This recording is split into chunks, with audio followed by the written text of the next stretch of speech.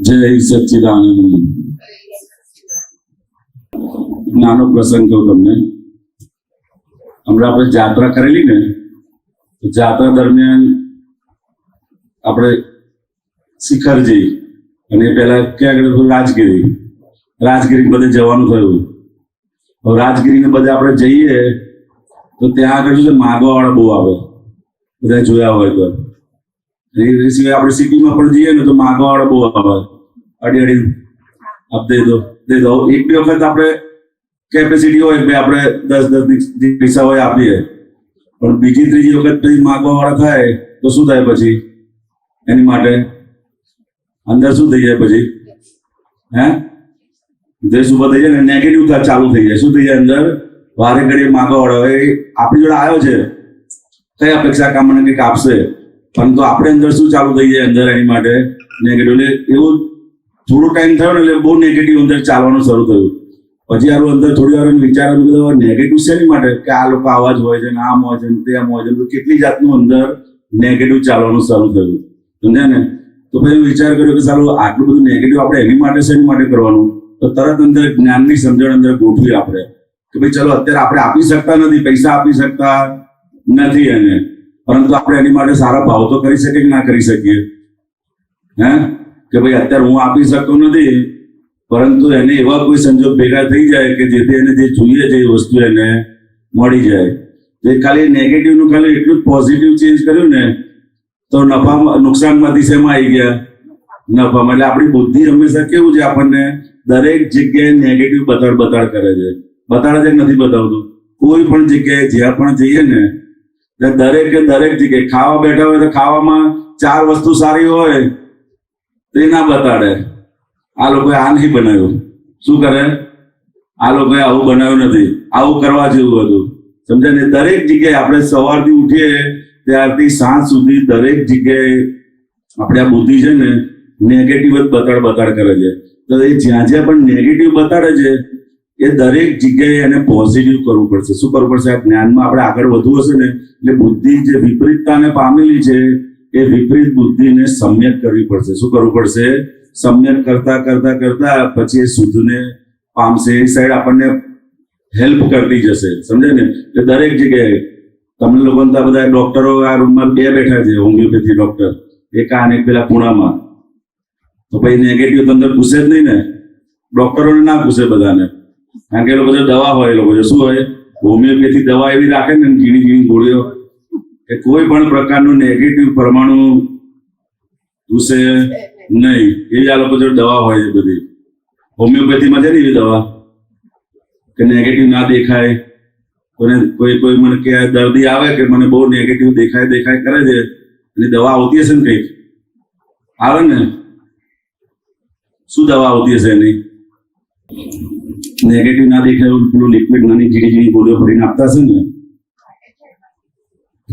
પેલા ઘણા બધા લિક્વિડ્સ આવે, એટલે એમાં એનો જે સ્વભાવ જે હોય એમની ઉપરથી ઘણી બધી દવાઓ અલગ મળી છે. કે ઘણાને ગુસ્સો આવી જતો હોય, ઘણા નેગેટિવ દેખાવ કરતો હોય, એવા બધા અલગ ઘણા બધા. તમે કીધું એ રીતે નાની બોટલ મળે છે ને. હા, જો આજે વાત થઈ તો બધાને એક બોટલ આપજો આ લોકોને.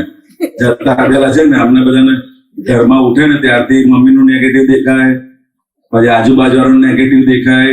આ 2 જણા તમને છોડતા ને, આ 2 ડોક્ટરોને. બરોબર? જ્યાં સુધી પોઝિટિવ ના દેખાય ત્યાં સુધી તમારે એમની દવા ચાલુ રાખવાની. બરોબર? ડોક્ટરને ના દેખાય ને, કારણ કે દવા લેતા જ હશે ને. ના દેખાય છે દાદા. એ કીધું એ રીતે ઘણી બધી વખત દેખાય જ છે. તો બરાબર છે દાદા. સમજે ને? જ્યાં આપણને ક્યાં નેગેટિવ દેખાય દરેક જગ્યાએ આપણે પોઝિટિવ આ જ્ઞાને કરીને, કારણ કે જ્ઞાનની દવા એક એવી દવા છે કે તમને સમ્યક કરી આપે. બીજી કોઈ દવા, વ્યવહારની કોઈ પણ દવા એવી નથી કે જે તમને સવળું બતાડે. સમજે ને? તો એ સમ્યકતા આપણે ધીરે કરીને અંદર કેળવવી પડશે. સમજાય ને? તો બધા 1-2 ઉદાહરણ આપો આપણને ક્યાં નેગેટિવ દેખાય છે. ખુશી ત્યારથી ચાલુ કરો. આપણને ક્યાં જગ્યાએ નેગેટિવ દેખાય છે. એટલે છે ને શુદ્ધાત્મા જોવાના. તો મેં એક એટલા નાનો એક્સપિરિયન્સ કર્યો હતો કે કંઈક લાઈક હું ફ્રૂટ કેવું અને ખરાબ નીકળ્યું. તો મને ત્યારે એક ફેરી લાઈટ થઈ કે ના જોવા જોઈએ, અને પછી સેકન્ડ ટાઈમ એવું થયું તો મને એ જે સેલર હતો એના વિશે એવું ના થયું કે આજે મને આવું હતું. હા, એક જ્ઞાન ગોઠવ્યું ને અંદર. નીકળે આપણે ફ્રૂટ કેરીઓ લાવીએ ને કાપીએ ને અંદરથી પેલી નીકળે તો પછી બીજી વખત એને જોઈએ ને તાર પહેલું જ્ઞાન કામ કરે, ભાઈ આ ધ્યાન રાખજો આનું, એનું ઊંધું દેખાય. અને બીજા 4 જણને પણ જ્ઞાન આપીએ આપણે, ભાઈ આને ત્યાંથી લેતા નહીં. એની જગ્યાએ જો જ્ઞાનની સમજણ ગોઠવીએ તો શું થઈ જાય? તો જ્ઞાનની સમજણથી એ અંદર સમી જાય છે. શું થાય છે? આગળ વધતું અટકી જાય છે. પાછળ આપો. ક્યાંય કઈ જગ્યાએ નેગેટિવ આપણને ક્યાંય દેખાતું જ નથી. જમવામાં દેખાય, કોઈ વહેલા ઉઠાડે ને તો શું થાય? તો પોઝિટિવ દેખાય ને. મમ્મી ને બધા આપણને વહેલા ઉઠાડે, ઉઠ એવું કે એટલે આપણને અંદર પોઝિટિવ દેખાય ને કે હા મમ્મીએ મારા હિત માટે વહેલા ઉઠાડ્યા છે આજે. તે શું થાય? પહેલા આ તો મોબાઈલ માગી લે, આપણી જોડેથી મમ્મી પપ્પા, તો આપણને એમનું પોઝિટિવ દેખાય ને. હે તો પછી શું કરવો છે એ વખતે?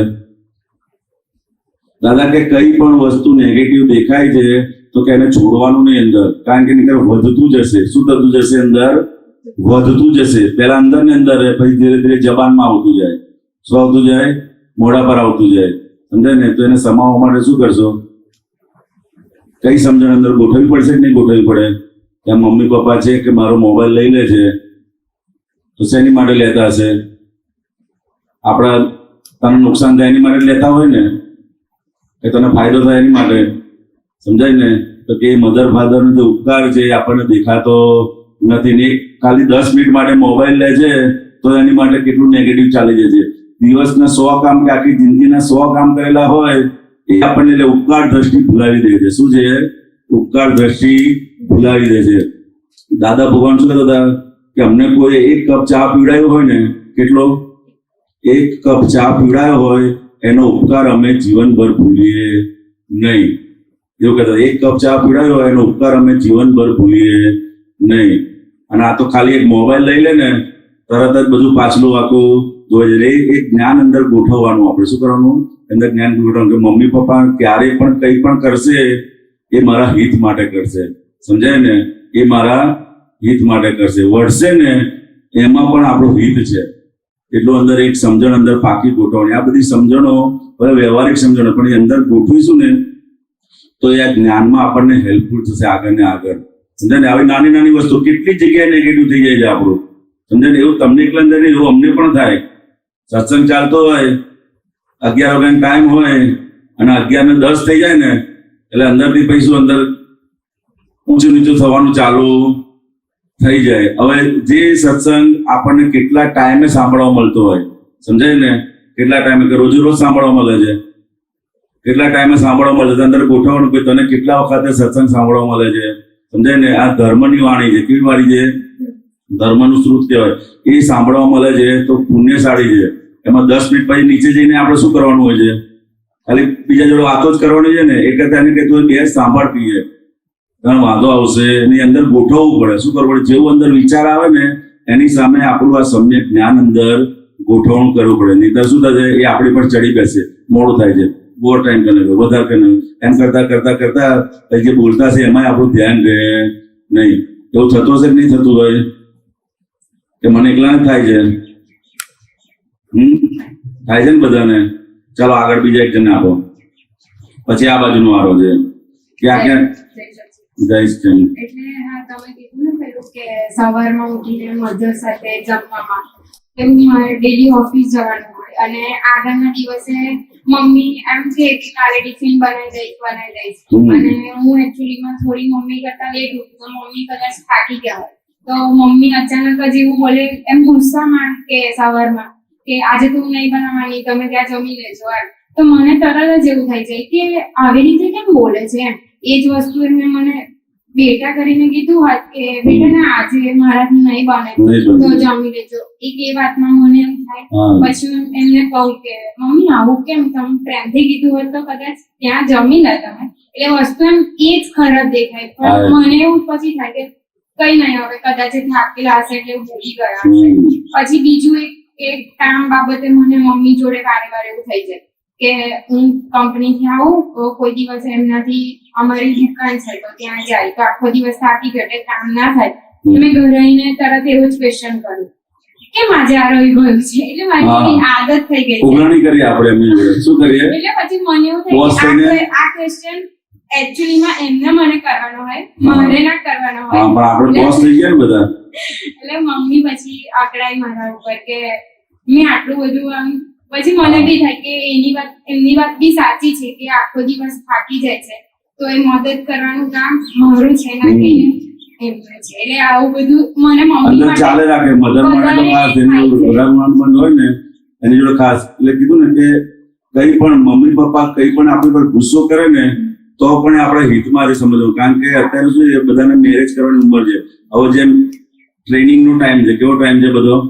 ટ્રેનિંગ નો ટાઈમ છે સમજે ને તો ટ્રેનિંગ ના ટાઈમમાં કઈ સાદી રીતે ફોસલાઈ ટ્રેનિંગ ના આપે તમે જોયું છે ને એટલે સમજવાનું કે આપણા મિલિટરીની જે ટ્રેનિંગ હોય ને લાસ્ટ સ્ટેજની ટ્રેનિંગ છે કેવી છે કે થોડો ટાઈમમાં બોર્ડર પર મોકલવાના છે તો કેવી તૈયારીઓ રાખે પછી છેલ્લે પહેલા શરૂઆતની જે ટ્રેનિંગ હોય ને ઈઝી હોય પછી ખબર પડે કે 3 મહિના પછી આ લોકોને ડાયરેક્ટ બોર્ડર પર મોકલવાના છે થોડો ટાઈમમાં તો પછી ધીરે ધીરે ટ્રેનિંગ કેવી થતી જાય હાર્ડ થઈ જાય એમને બધું વિઝન હોય મધર ફાધરને શું આગળનું પોતાના અનુભવના આધારે એમને વિઝન હોય સમજાય ને કે આ કોઈ પણ પરિસ્થિતિની અંદર જશે તો કે મારી છોકરી ક્યાંય પણ પાછી પડવી જોઈએ ને એની માટે અમુક હાર્ડ ટ્રેનિંગ આપે શું કરે કે યુદ્ધમાં જેમ કેવા સોલ્જરોને કેવી ટ્રેનિંગ આપે છે ગમે તે પરિસ્થિતિ હોય તો સામનો કરી શકે તો કે એ પોતાને ઉપર એ કરી અને છોકરાને હવે હાર્ડ ટ્રેનિંગ આપે બાકી એમને શોખ ના થતો હોય પરંતુ એમને આગળનું દેખાતું હોય શું દેખાતું હોય એમને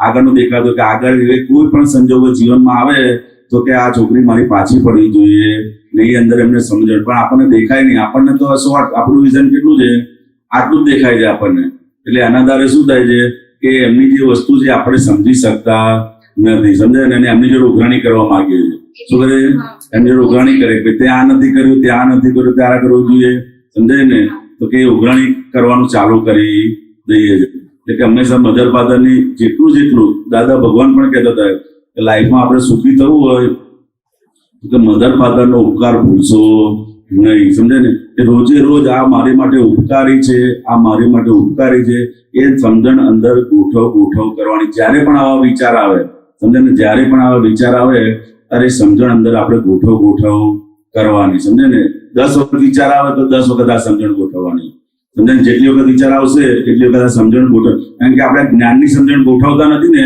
એટલે પછી જબાન પર આવી જાય છે શું આવી જાય છે જબાન પર રિએક્શન આવવાનું ચાલુ થઈ જાય છે એટલે આ સમજણ અંદર ગોઠવવાનું કે મમ્મી પપ્પા કંઈ પણ કરે છે મિલિટરીની ટ્રેનિંગ ચાલુ છે ત્યારે સમજી લેવાનું આપણે સમજાય ને ફાઇનલ મિલિટરીની ટ્રેનિંગ ચાલુ છે એટલે હવે બધી બ્લેક કમાન્ડો એને કઈ બધી ટ્રેનિંગ આપે છે ને એવી ટ્રેનિંગ આવશે હવે આગળ બધાને સમજાય ને ચાલો ખ્યાલ આવ્યો ને હા આગળ આ બાજુ વાળાનો નંબર આપો એક પેશન્ટને પછી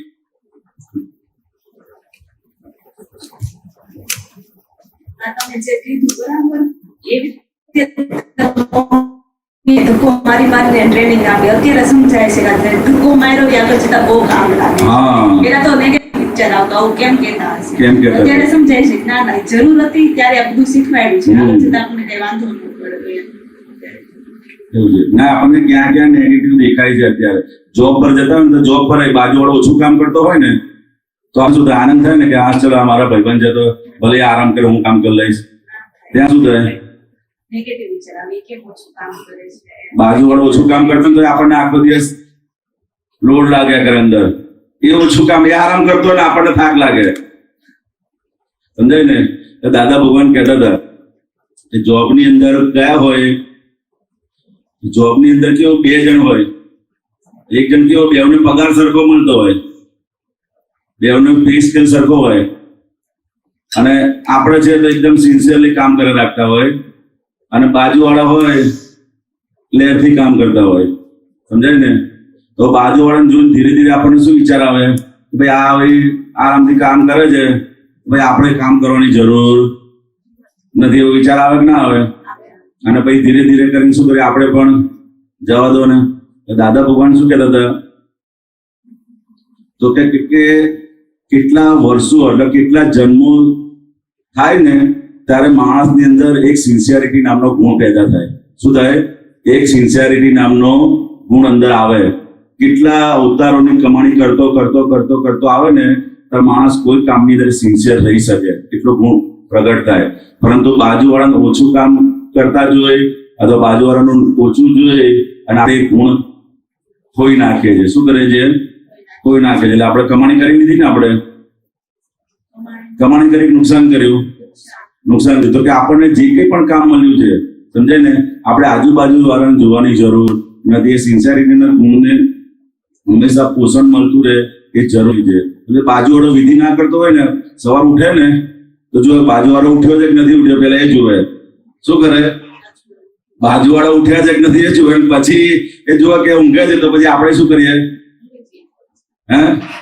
આપણે આરામ કરી 10 મિનિટની વાર લાગે છે. હવે આપણે નક્કી કર્યું કે આપણે 6 વાગે ઉઠવાનું છે, પણ બાજુવાળાને જોઈને આપણે શું કરી દઈએ? આપણે સુઈ જઈએ. તેમાં ફાયદો કર્યો કે નુકસાન કર્યું? આપણે ના, આપણે આપણું જે નક્કી કર્યું છે, ઓકે, હા, ચલો, આપણે જે નક્કી કર્યું છે, સમજે ને, એ પ્રમાણે આપણે રાખવાનું. તો બીજા પ્રમાણે આપણું ચેન્જ કરવાની જરૂર નથી. સમજાય ને? તો કે સિન્સિયરિટી અંદર પાકી થતી જાય. બરાબર? ચાલો, જય સચ્ચિદાનંદ. જય સચ્ચિદાનંદ. આજે ગજબનું ટોપિક મૂક્યું છે, નેગેટિવિટી અંદરથી કેવી રીતે કાઢી નાખવાની, નિરંતર પોઝિટિવ રહેવાનું.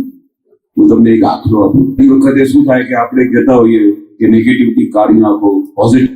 એટલે નેગેટિવ એટલે શું અને પોઝિટિવ એટલે શું, તમને હું દાખલો આપું.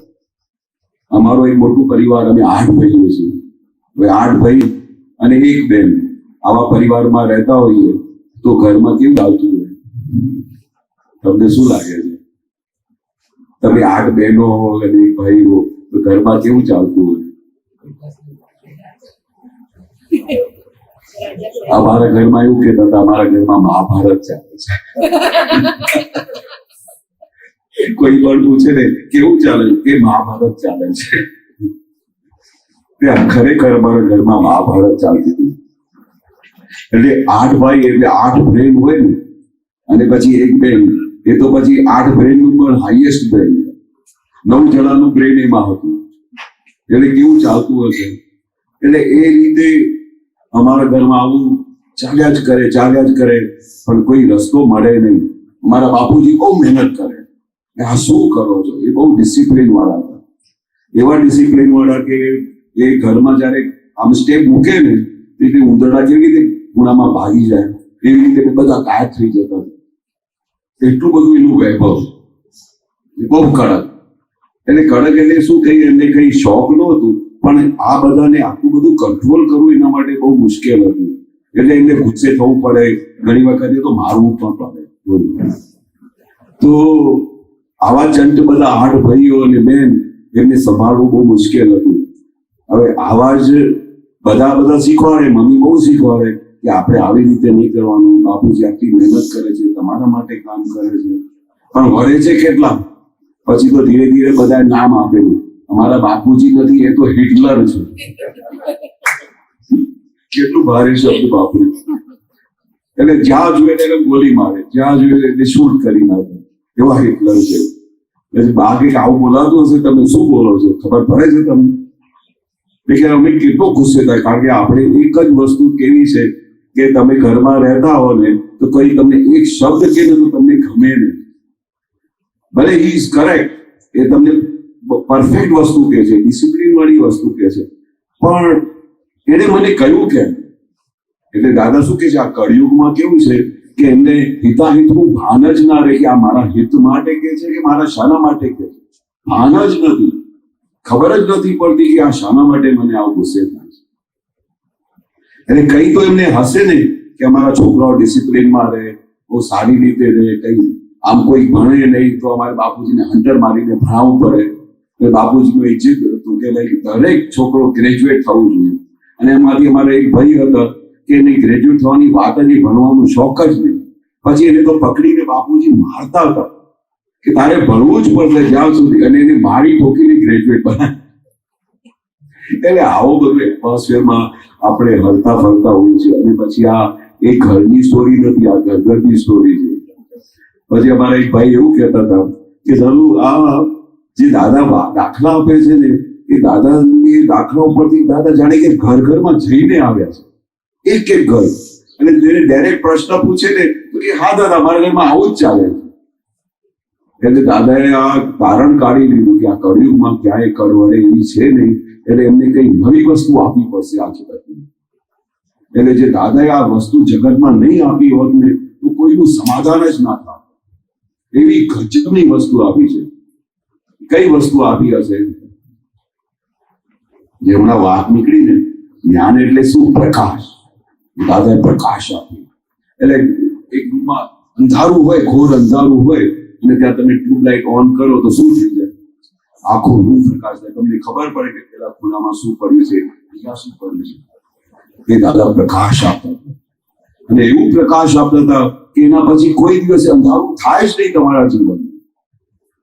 તે પછી આવી રીતે તમે બેઠા છો ને તો દાદા સમજી ગયા કે આ તો બાપુજી માટે આટલું નેગેટિવ કરે છે અને આવું બધું વિચારે છે, તો આવતા કેટલા બધા ભાવ બગડી જશે. પછી શું થાય? તમે નેગેટિવ જોજો કરો, એને હિટલર જેવા બોલો તો બીજા ભાવમાં પછી એ તમારો શું થઈને આવે? તમારા બીજા ભાવમાં તેલ કાઢી નાખે. કારણ કે એને બધું શું નોંધ કરી કે તમે મને આવું કહો છો, મારું ટાઈમ આવવા દો, પછી હું તમને શીખવાડીશ. એટલે આખું જગત આ વેરને લીધે ઉભું રહ્યું છે. એ દાદા આખું વેર કેવી રીતે સાફ કરે છે તેની એ વસ્તુ હોય.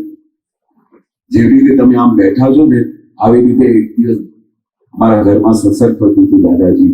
તે ઘરમાં બધા 20-25 જણાને બેસાડ્યા અને વાત કરતા. સત્સંગ પૂરું થાય, બધા ઘરે જતા રહે, પછી અમારું સત્સંગ ચાલુ થાય.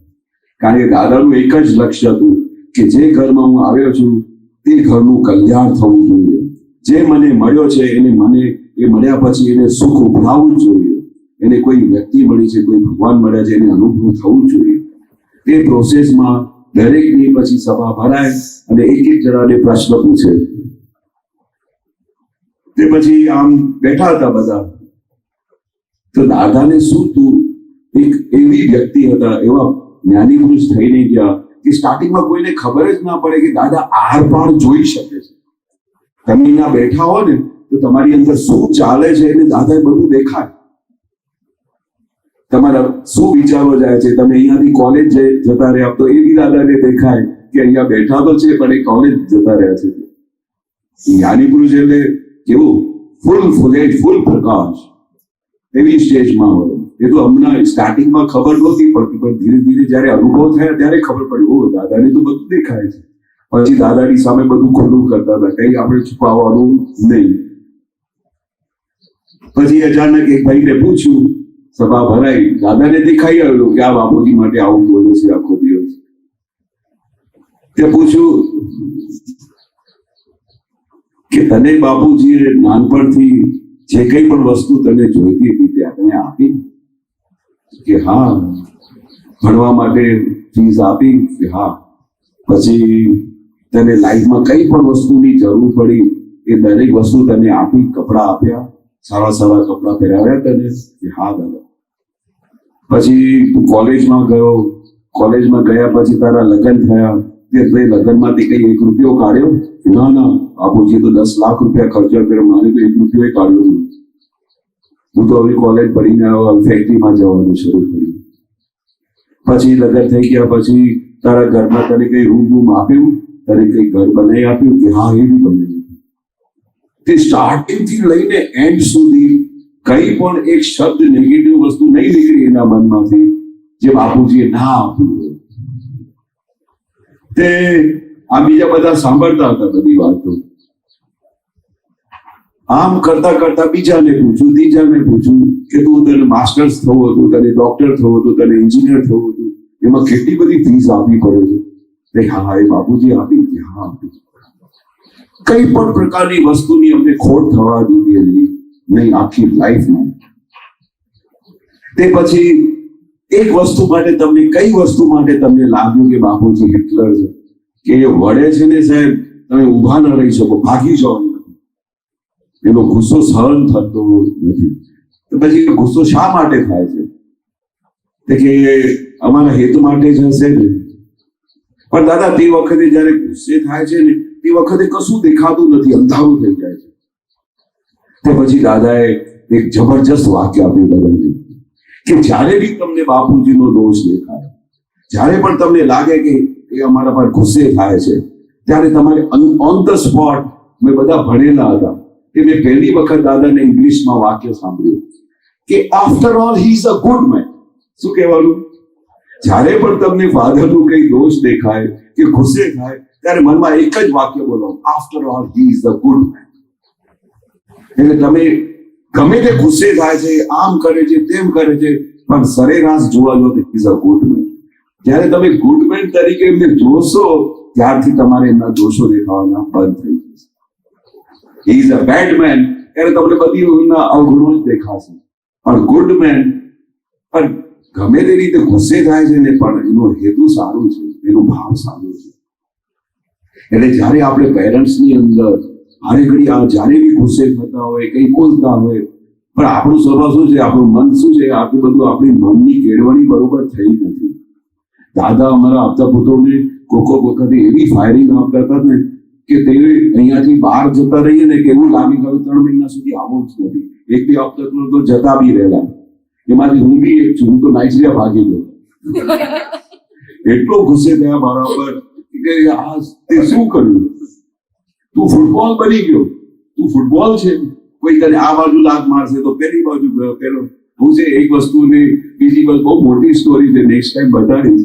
પણ એ સરેરાશ એક વસ્તુ એવી બની કે હું ફૂટબોલ બની ગયો. એક આપતા પુત્ર કે તું આવું કર તો હું આવું કરું, પછી બીજો કે આ શું કરે છે, ગાંડો છે, હું તો ભોળો હતો તો હું એવી રીતે કરું. પણ આ જેવી રીતે આપણે યંગ કોલેજમાં હોય ને યંગસ્ટર્સ તો કેવી મસ્તીઓ કરે, એવી રીતે બધું અમે કરતા. દાદાનું જ્ઞાન હતું પણ દાદા અમારી પૂરી આમ ઓબ્ઝર્વેશન રાખતા હતા. આમ અંદર 50 છોકરા હોય તો ટીચરને ખબર પડે કે નહીં આ પૂરામાં શું કરે છે. ઓબ્ઝર્વેશન તે એ રીતે અમને દાદા ઓબ્ઝર્વ. પણ અમને એ વસ્તુ જે દાદા કહેતા હતા તે પછી ખબર પડી કે દાદા શા માટે આવું કહે છે. દાદાને શું છે, દાદા એ કોઈની પાસેથી એક રૂપિયો લીધેલો નથી. દાદા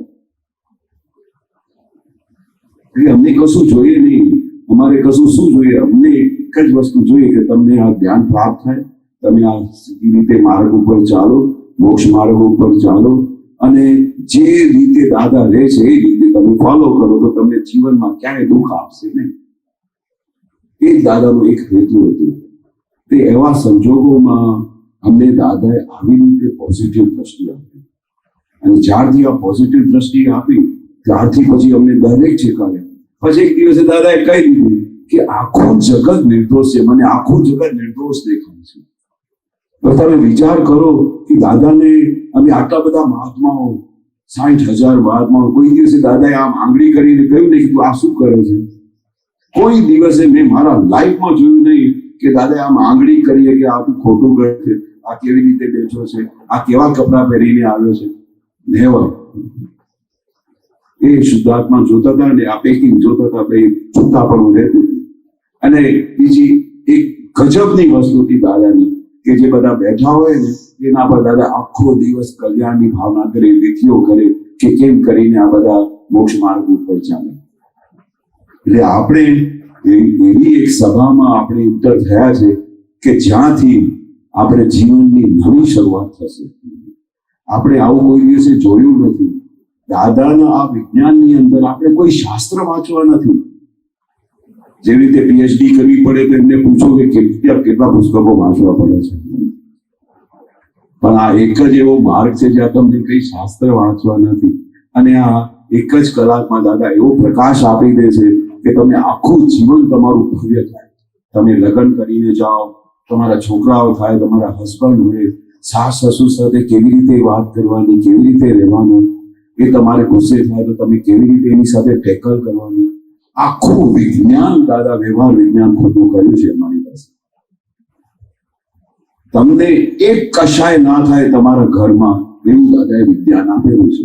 એક કશાય ના થાય. અને ઢગલે ને પગલે ક્ષણે ક્ષણ તમને ગમે તે વસ્તુ અંદર ઊભી થાય એનું સમાધાન થઈ જાય. આ વિજ્ઞાનની અંદર દાદા એવી અંદર એક મશીનરી સેટ કરે છે જેનું નામ છે પ્રજ્ઞા શક્તિ. એ અંદર સેટ કરી દે છે, તમને કોઈ વસ્તુ એ તમને દિવસ રાત ચેપ્યા કરે, આ તમે ખોટું કરો છો. આપણે તો પેરેન્ટ્સને કહેવું પડે છે કે તમે આ ઊંધું કરો છો, પણ દાદાએ કેવી મશીનરી સેટ કરીને બેસાડી દે છે એક જ ઝટકામાં. એટલે તમારે કોઈ પણ કોઈ કહે નહીં, તમે તમારી જાતને જ તમને સમજ્યા કરો કે હા હું ખોટું કરી રહી છું, આ તે રોંગ સ્ટેપ લીધું, આ તારે વાત કરવાની બરોબર નહોતી. તમારે વાણી કેવી હોય, નીત વાળી વાણી હોવી જોઈએ, કોઈને દુઃખ ના થાય એવી વાણી. આ કેવી રીતે બોલ્યા તમે? એટલે આ શું થશે, આ વિજ્ઞાનમાં જેવી રીતે તમે ધીરે ધીરે અંદર આવશો ને, તમારી વાણી, વર્તન, વિનય બધું ગજબનું થતું જશે.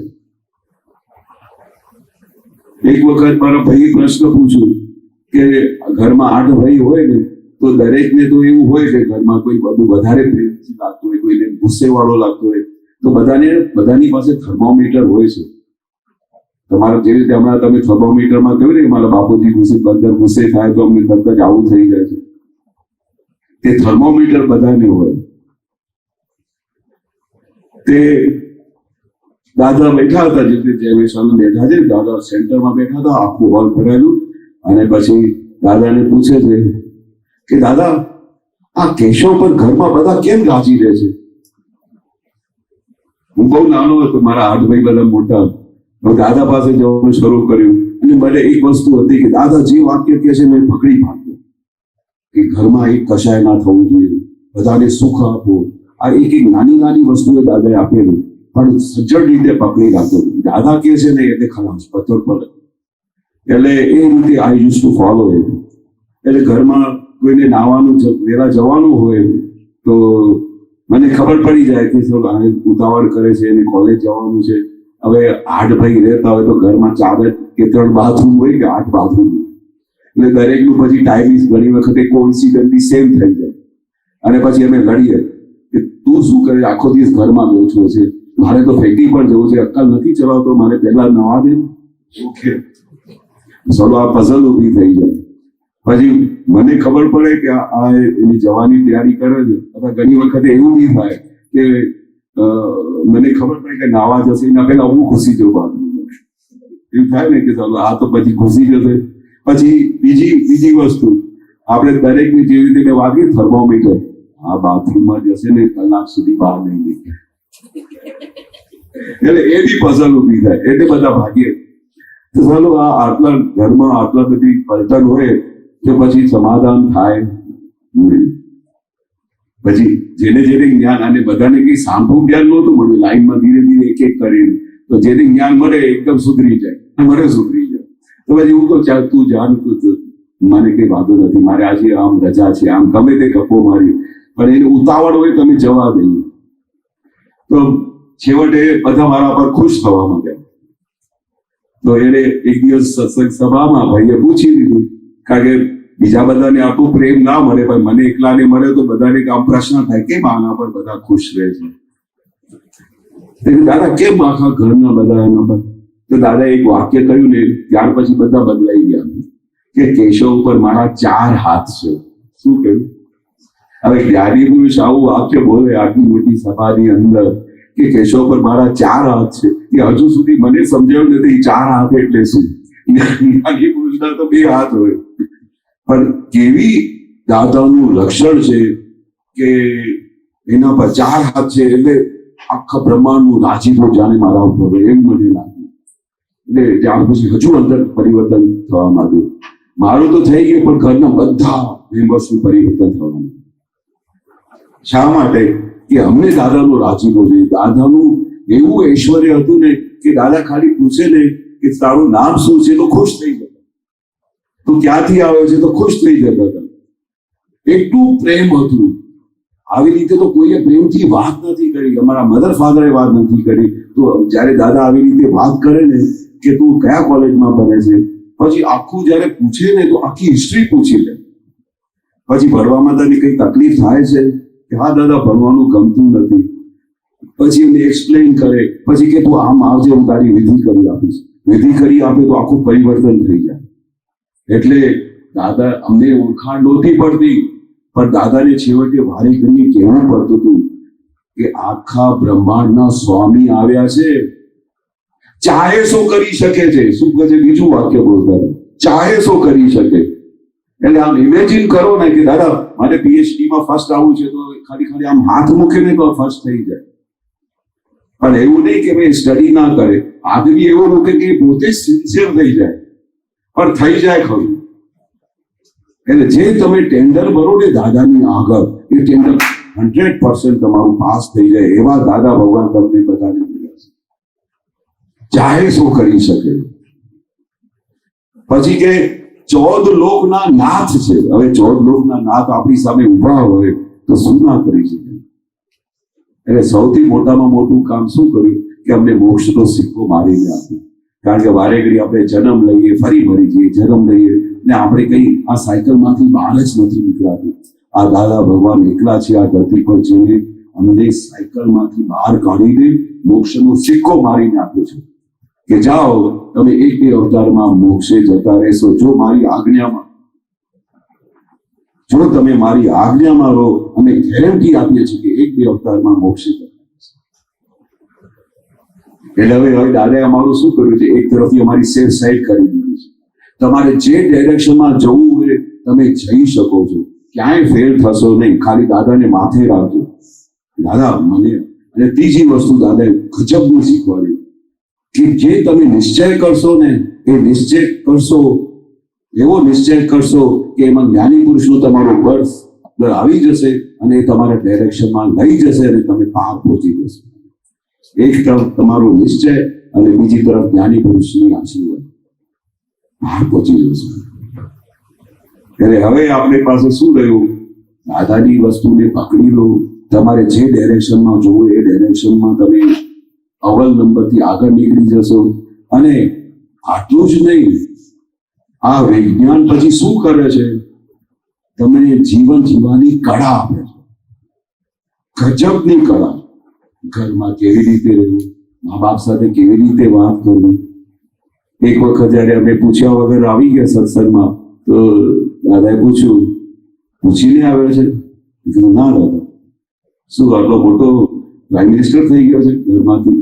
એ ઘરમાં મમ્મી પપ્પા તારી રાહ જોતા હોય, ક્યારે ખાશે, ક્યાં ગયો. હવે દાદા આટલા જ્ઞાની પુરુષ છે, તે આ બધી વસ્તુ પૂછવાની શું જરૂર હોય? પણ દાદા જાણતા હતા કે આપણે આ બધા બાબાઓ છે, બધા નાના નાના, બરોબર, આ બધાને હાથોમાં કોઈનો હીરો આપી દીધો છે, પણ એને વેલ્યુ સમજાતી નથી કે કયા દાદા મળ્યા.